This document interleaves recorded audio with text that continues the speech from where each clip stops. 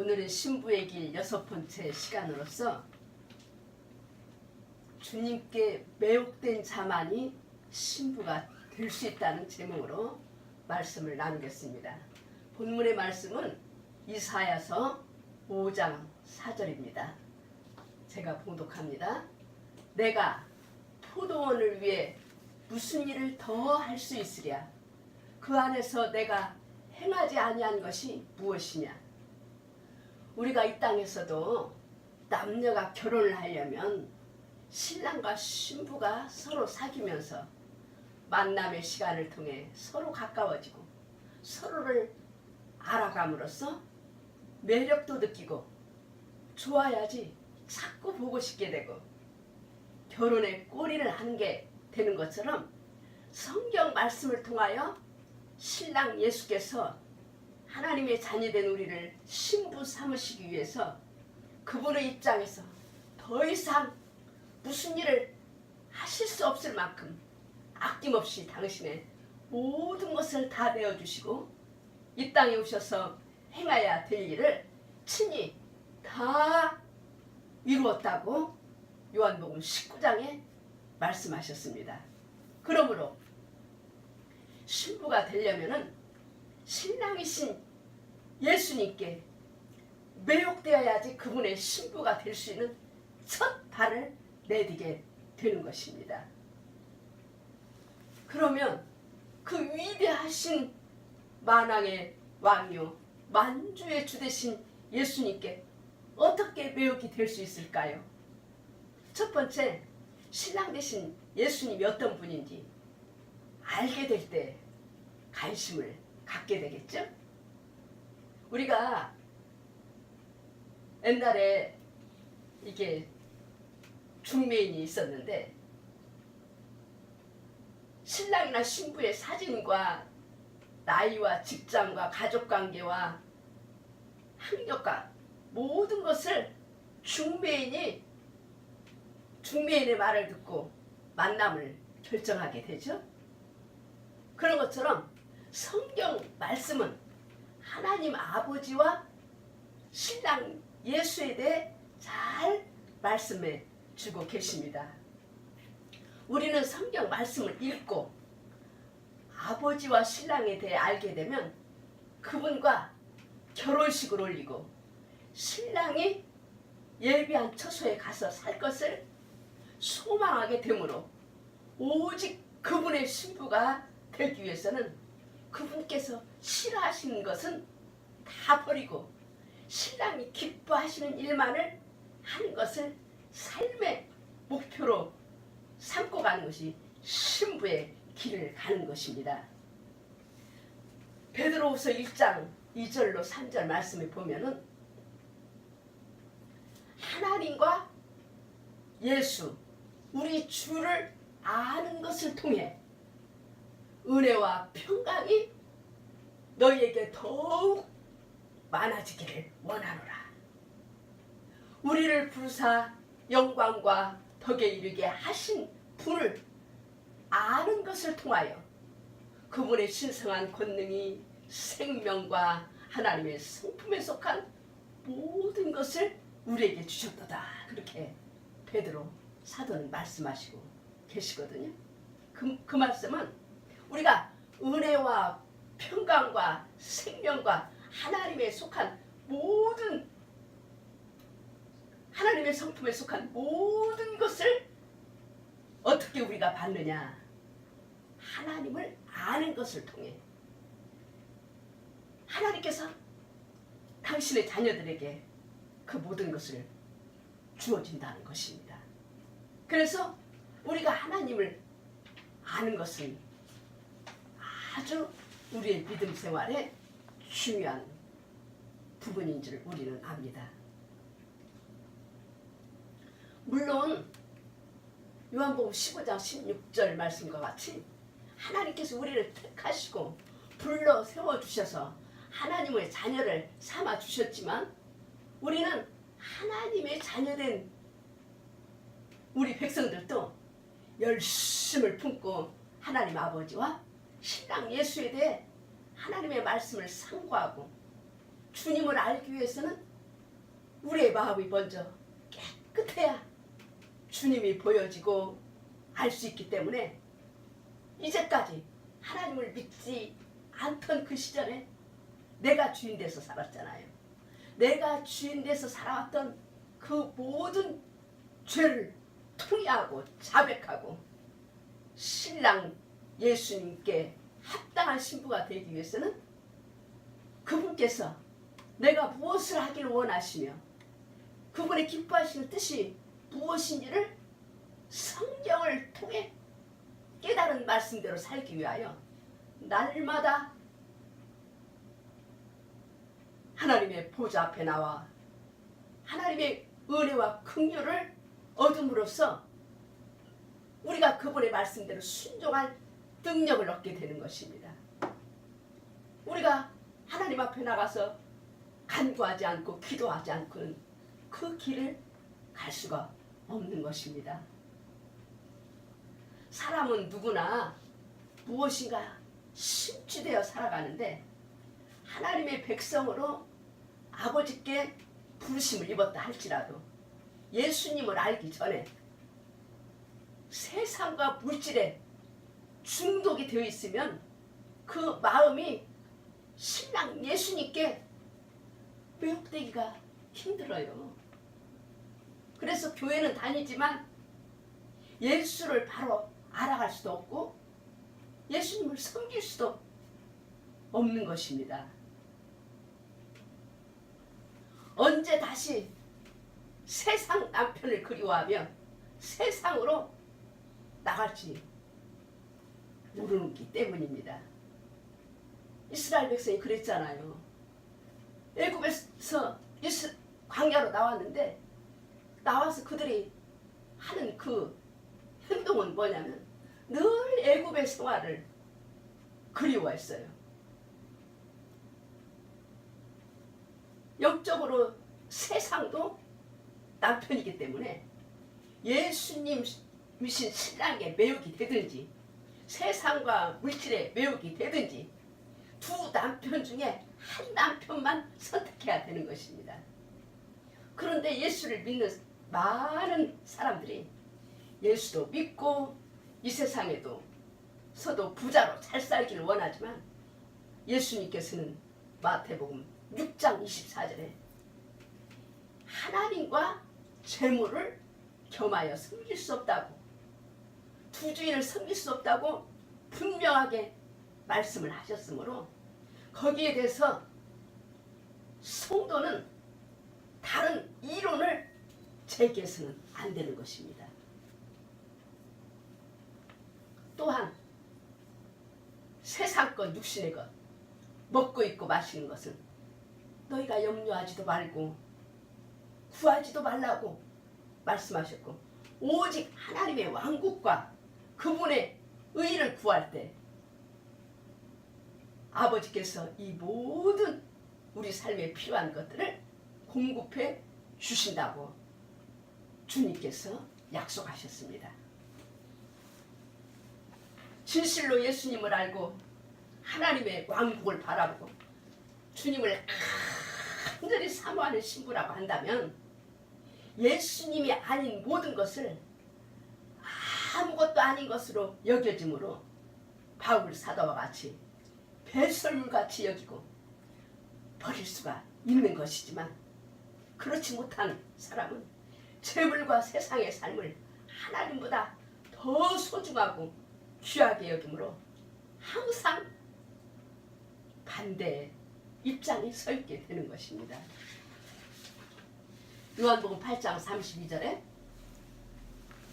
여러분 예수 믿는 사람이라면 다 너무도 잘 알고 있는 구절이죠. 진리를 알지니 진리가 너희를 자유케 하리라 그렇게 말씀하셨어요. 근데 거기다가 진리라는 그 단어에다가 예수님이라는 단어를 대입을 한다면 예수님을 알지니 예수님이 너희를 자유케 하리라. 그 말씀과 동일한 말씀인 줄로 믿습니다. 진리이신 말씀이신 예수님을 첫 번째로 사랑하지 않는 사람은 처음에는 잘 되고 좋아 보이는 것 같지만은 점점 영육 범사 간의 자유를 잃게 되고 사망에 이르게 되는 것입니다. 차라리 완전한 사망에 이른다면 그래도 천만다행이지만 구더기도 죽지 않은 지옥 불 속에서 영원한 형벌에 갇히게 될 것을 마가복음 9장에서 7번씩이나 언급하고 있습니다. 자신을 죽음에 내어놓기까지 우리를 사랑하신 신랑이신 예수님을 거절하고 주님의 사랑을 거절하고 세상 남편을 쫓아간 자들의 결국에 대해서 지옥의 심판이 얼마나 무서운 것인가를 주님께서 얼마나 중하게 다루셨는지 성경 전권을 통해서 한 가지 사건을 한 동장에서 7번씩 다른 것은 어느 다른 성경 구절에서 찾아볼 수 없는 이례적인 것을 우리가 발견할 수가 있는 것입니다. 예수님께서는 이사야 53장 10절에서 12절에 우리의 육신의 죄를 위하여 몸을 내어주시고 우리의 혼의 죄를 씻어주기 위하여 혼 생명을 번제단에 구워지는 해산의 고통을 받으시면서도 만족하게 여기셨다고 했어요. 자기 사랑하는 백성들을 위해서 주님께서 그런 지옥불 같은 시험을 환난을 당하면서도 만족하게 여기셨다고 그랬고 아버지께서는 우리의 혼의 죄에 대한 환물을 예수님을 상하게 하시고 십자가에 물과 피를 흘리시는 것을 기뻐하셨다고 했어요. 그런데 그 사랑을 우리가 거절하고 그 사랑을 거부하고 세상 남편을 쫓아가서 하나님을 거부한다면 너무너무 무섭고 고통받는 곳에 당신의 자녀들이 절대로 구더기도 죽지 않는 지옥불에서 고통당할 것을 주님께서 생각하시면서 그곳에만은 가지 말라고 절대 가지 말라고 말씀하시고 또 말씀하시고 또 말씀하시고 7번씩이나 강조하신 것을 우리가 성경을 통해서 주님의 마음을 보게 됩니다.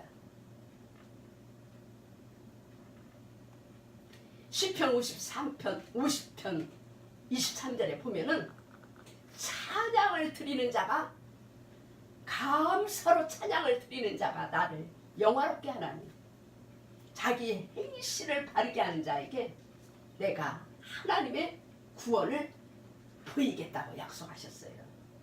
우리가 하나님을 알게 되면 예수님의 사랑을 알게 되면 감사로 하나님 앞에 찬양을 드릴 수가 있으며 감사로 하나님께 찬양을 드리는 그 사람은 하나님을 영화롭게 하는 자이고 그 하나님의 마음을 알고 하나님 앞에 나가서 감사로 찬양하는 자에게 주님은 뭐라고 말씀하시냐는 자기의 행실을 바르게 하는 자로 주님은 인정하시는 거예요. 우리가 뭘로 하나님 앞에 우리의 행실에 옳은 것을 하나님 앞에 보이겠습니까?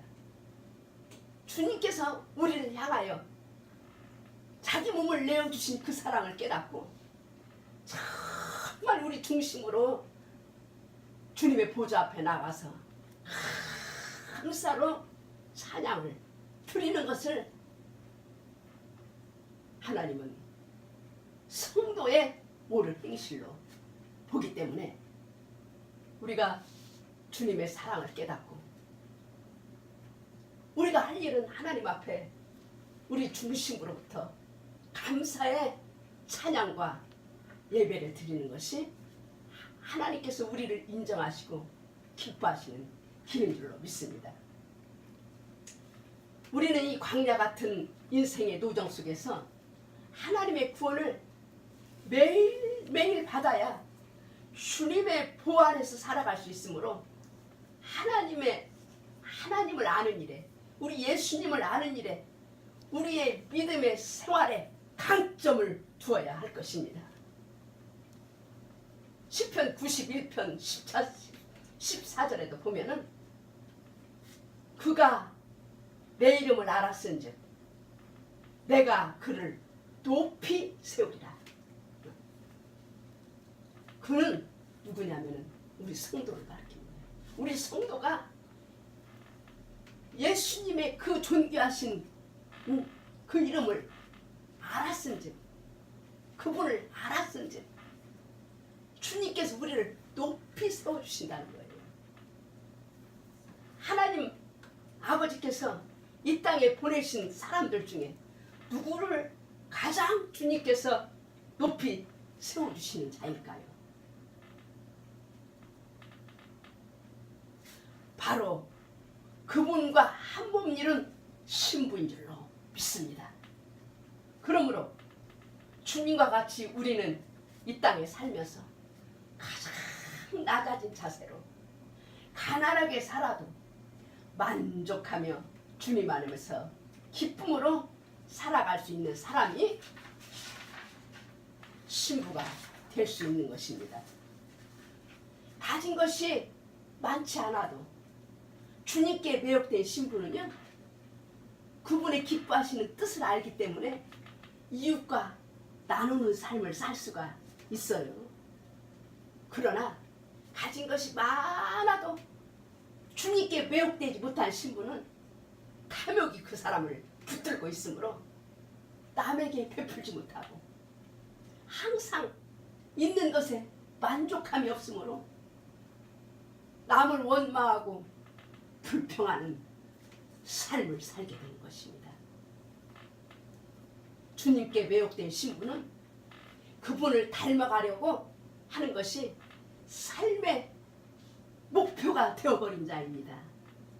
또 그분이 기뻐하시는 것에 일치를 이루기 위해 그분의 사랑의 편지, 그분의 러브레터를 날마다 관심을 가지고 주의를 기울여 읽어보고 그분의 뜻에 맞춰 나가는 것이 신부 단장하는 자의 자세인 것입니다. 근자에 몇 년 전부터 예수님께서 언제 오신다는 날짜를 놓고 운운하는 은사자들이 많은데, 오시는 날짜에 초점을 두지 말고 내 자신이 얼마나 주님의 정결한 신부로 설 수 있는지, 한없이 우리가 준비해도 부족한 우리의 인생임을 깨닫고 하나님의 말씀 앞에 아직도 내가 합당하지 못한 것이 무엇인지 하나님의 말씀, 성경 말씀으로 체크를 해나가며 그분의 은혜 보좌 앞에 나아가 긍휼과 은혜를 힘입음으로써 성도의 옳은 행실에 예복을 입기 위하여 전심을 기울이는 것이 신부의 자격을 이루는 가장 적절한 방법일 것입니다. 성경에 예언하신 대로 주님의 다시 오심과 이 땅에 크고 두려운 날이 임하는 징조가 이미 넘쳐나고 있는 시대에 우리는 살아가고 있어요. 마태복음 24장에 보면은 주께서 오시는 때의 표적과 세상 끝의 표적을 말씀하시는 가운데 첫 번째로 많이 언급하신 말씀이 말세를 사는 우리들에게 속이는 자들이 예수의 이름으로 거짓을 태어난 자들이 나올 것을 말씀하셨는데, 2015년부터 많은 미혹의 영들이 예수님의 메시지를 한자 한자 받아 적었다는 사람이 있는가 하면, 주님의 오실 날짜를 계시로 받았다고 하며 속이는 영들이 우리 한국에 많은 것을 보게 됩니다. 주님께 직접 들었다, 꿈으로 보여주셨다, 환상으로 보여주셨다. 여러분, 그런 말에 속아 넘어가지 마십시오. 순수한 사람들이 자기 마음 같은 줄 알고 미혹에 들린 일이 많은데, 성경 말씀에 기록된 말씀 밖에는 그 어떤 것도 사탄의 장난임을 잊지 말아야 될 것입니다. 그 은사자가 성경 말씀과 같은 말을 하고 있는지 그렇지 않는지 거기에다가 초점을 맞춰야 되는 것입니다. 제가 이 젊었을 때 일산에서 기도원을 운영할 때 수원에서 기도원을 운영하시는 권사님이 우리 기도원에 와서 은사 집회를 하고 싶다는 의중을 말씀하시기에, 그러면 제가 말씀을 증거하고 난 뒤에 잠깐 시간을 내어줄 테니까 그러면 해보시라고 그렇게 말씀을 드렸더니 오셔서 제가 말씀 증거하는 다음에 그 권사님이 2부 은사 집회를 인도하시는데 얼마나 사람을 다루는 기술이 좋은지, 얼마 되지 않은 시간 안에 모인 모든 사람들에게 작정원금을 유도해내기에 그분이 가실 때까지 제가 아무 말도 않고 있다가 그분이 자기 기도원에 도착했을 때쯤 제가 전화를 걸어서 권사님 왜 그렇게 하셨습니까? 하나님 두렵지도 않으신가요? 그렇게 물었더니 엉겹결에 그냥 말씀하신다는 것이 너무 제가 어려워서 그렇게 했다고 말씀하시기에, 권사님 아무리 어려워도 그렇지 어떻게 하나님 두려워서 그렇게 일을 하십니까?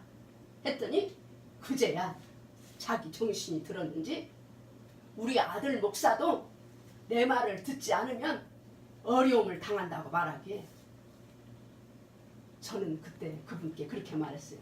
저는 어려움을 당해도 좋으니 제가 연락을 드릴 때까지 이곳에 우리 기도원에 오시지 말라고 그렇게 말했던 기억이 납니다.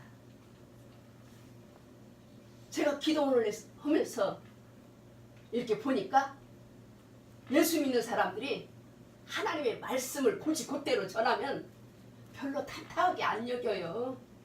그리고 헌금도 안 내요. 그런데 그냥 은사를 받았다는 사람들이 하나님의 말씀이 아닌 것들을 주님께로 받았다고 하면은 세상 복받기 위하여, 심지어는 예수님의 메시지를 받았다는 은사자에게 어마어마한 헌금이 들어온다는 그런 말을 들었어요. 제가 은사 받았다는 자들에게 많은 사람들이 미혹돼 가지고 그냥 그 자기 돈을 그냥 지갑을 그냥 아낌없이 여는 사람들을 저는 많이 보았습니다. 여러분, 그거는 하나님의 말씀과 합당하지 않은 처사인 것을 여러분 아시기 바랍니다. 성경 예레미야서 23장 28절로 34절에 보면은 거짓 배언자들이 꿈을 꾼 것을 말하며 자기 혀를 눌려 그분께서 예수님께서 말씀하시느니라 하며 자기의 거짓말과 경솔함으로 하나님의 백성을 잘못되게 하는 자는 그 대언자뿐만 아니라 그 집까지 하나님께서 벌을 내리신다고 말씀하셨어요. 뿐만 아니라 성경 말씀을 알곡으로 비유한다면 꿈이나 은사나 성경 말씀이 아닌 다른 하나님께 받았다고 하는 어떤 것도 그거는 결하고 성령은 말씀하시고 계십니다. 여러분 에레미야서 23장 28절로 34절까지 자세히 읽어보시기 바랍니다. 또 그 거짓 대언자가 말한 것이 증언이 없으면 이루어지지 않으면 그 거짓 대언자가 말한 것을 두려워하지 말라고 그랬어요. 근데 그 거짓 대언자들이 말한 것이 하나도 이루어지지 않는데도 지금까지 쫓아다니는 사람이 있는 것 같아요. 저는 잘 모르지만 무서운 거예요.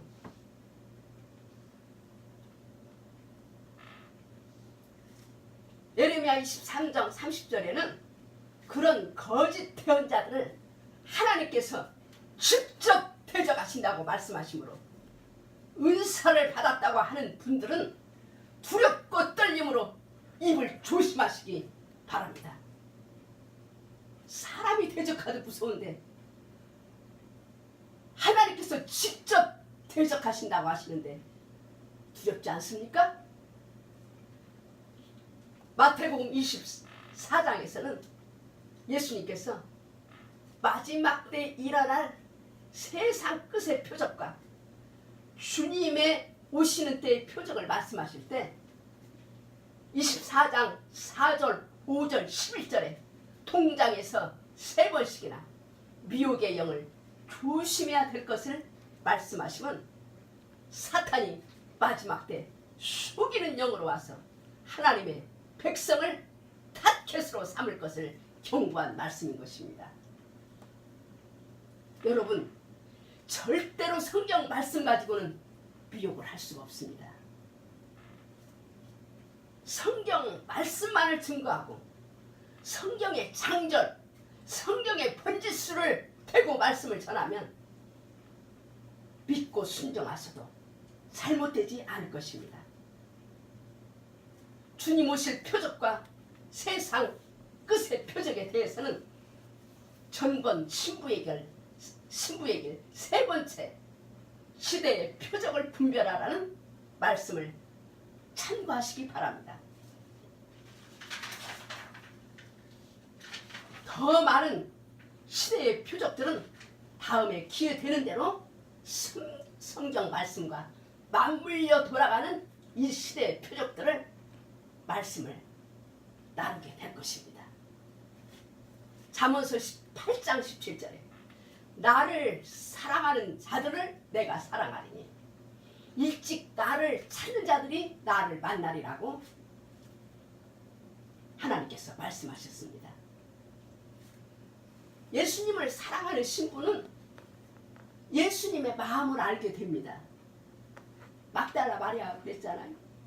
주님이 장사 지낼 것을 알고 주님께 옥합을 끼워서 그 비싼 향유를 주님의 머리에 붓고 발에 부은 것처럼 우리가 날마다 주님의 보좌 앞에 나아가 내 몸의 향유인 주님을 향한 사랑과 감사의 노래를 올려드리는 삶을 살아야 될 것입니다.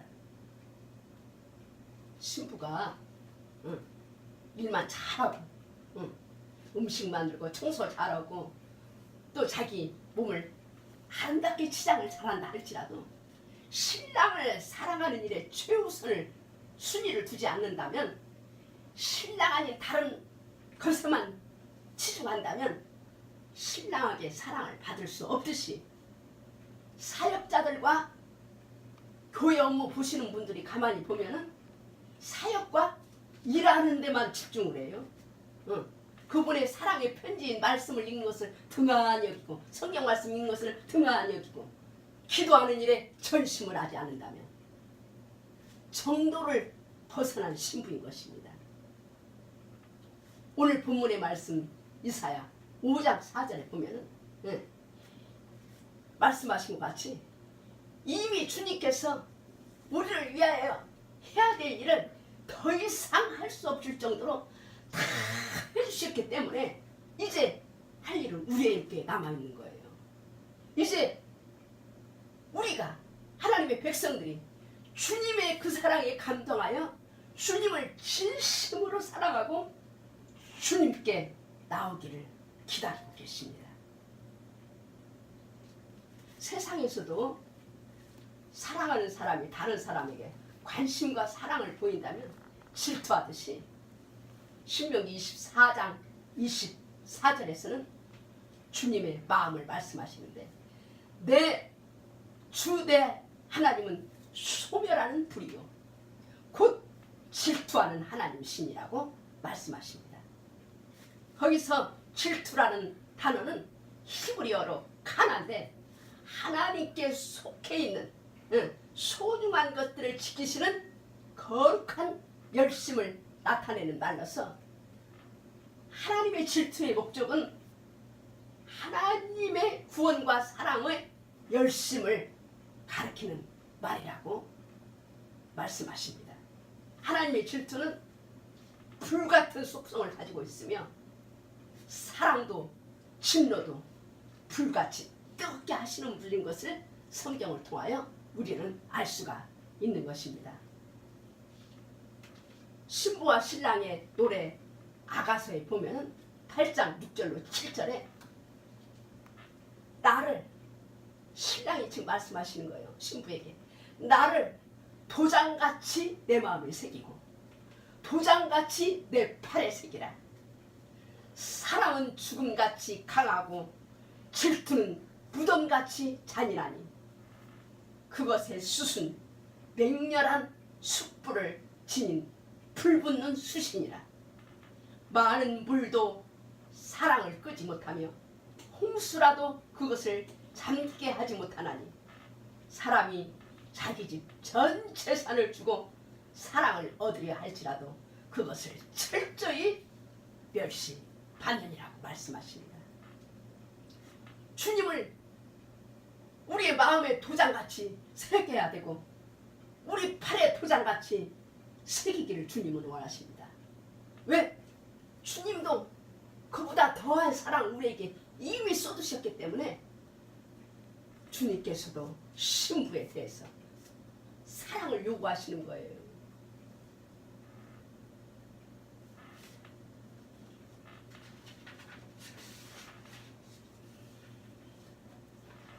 하나님의 택하신 성도가 그분의 질투의 불을 일으키는 존재임을 생각할 때 참으로 놀라울 따름입니다. 우리의 무지로 인하여 그분의 질투의 불을 일으키는 신부들이 되지 말아야 되겠습니다.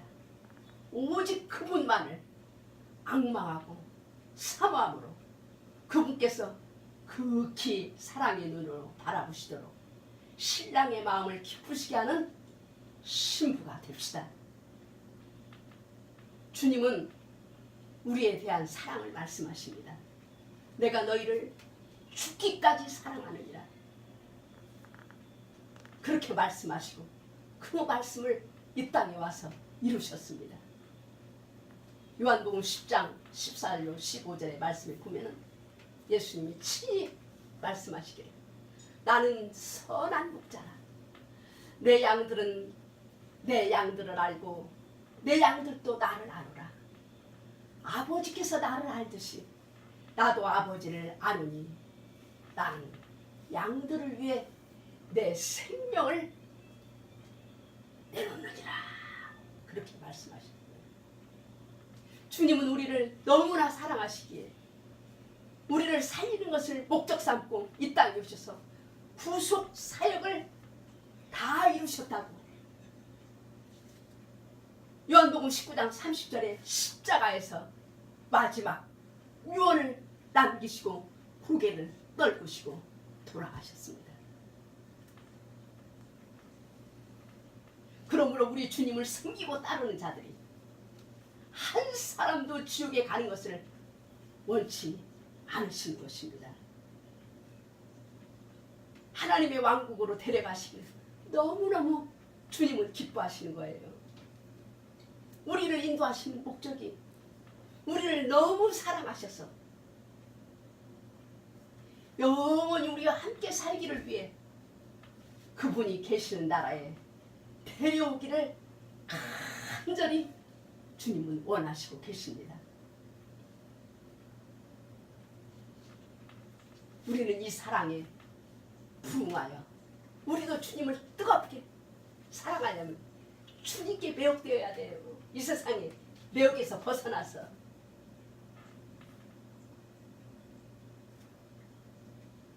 요한복음 14장에도 그렇게 말씀하셨죠. 1절로 3절에 보면은 우리의 사랑 신랑 되신 예수님께서 지금 오늘도 우리를 향해서 말씀하시고 계시는 거예요. 너희는 이 땅에 사는 동안 마음에 아무 근심도 하지 마. 아버지를 믿고 또 나를 믿음으로 보이는 환경이 아무리 어렵고 힘들어도 걱정하지 말고 말씀만 붙잡고 평안을 유지하면서 살아라. 왜냐하면 내 아버지 집에 너희가 편히 거할 것이 많기 때문이다.